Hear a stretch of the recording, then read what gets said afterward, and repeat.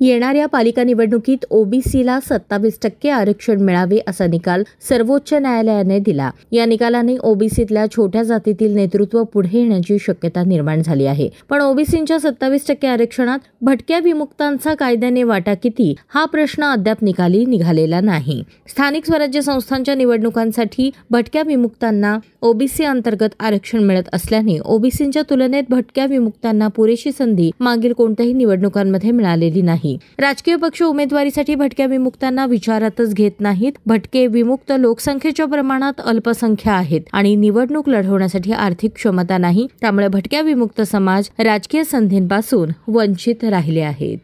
70% जे आरक्षण दिले तो ओबीसीला आरक्षण दिलेलं आहे। तर आम्हाला असं म्हणायचं आहे की भटके विमुक्तांना 70% मध्ये किती टक्के आरक्षण दिले आणि ओबीसीला 70% आरक्षण दिले तर ओबीसी मध्ये सर्व प्राबल्य असे नेते लोक आहेत, समाज आहे आणि आम्ही भटके विमुक्त हे रानावरातून माळा रानातून दुरून आपली उद्योग करणार आहे। आमच्यामध्ये भटके विमुक्तांमध्ये सुद्धा काही गरीब लोक आहेत पण मराठी ते चव्हाण साहेबांसारखे। तर आम्हाला म्हणायचं आहे की हे 70% आरक्षण दिलेलं आहे। सुप्रीम कोर्टानं हे बद्दल आमचं काय म्हणणं नाही, त्याबद्दलचं अभिनंदनच आहे। पण मात्र या 70% मध्ये भटके विमुक्तांना किती टक्के आहे? आम्ही राज्यामध्ये भटके विमुक्त आहे, केंद्रात ओबीसी आहे। आम्हाला राज्यात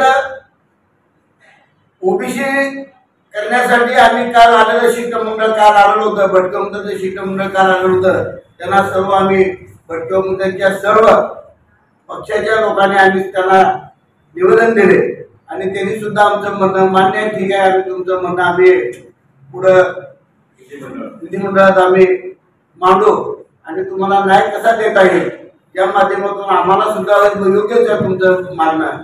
तर 70% आरक्षण दिलं तर आम्हाला 13.5% आरक्षण भटके विमुक्तांना द्या।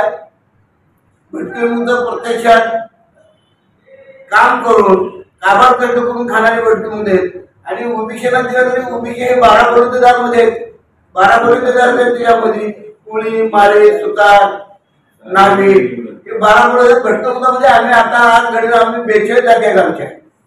मग आम्ही 42 जातीला त्याच्यात आम्हाला वाटा मिळेल का? आणि आमच्या भटके विमुक्तांमध्ये अनेक भटके विमुक्त लोक प्राबल्याने आतमध्ये दिलेले आहेत।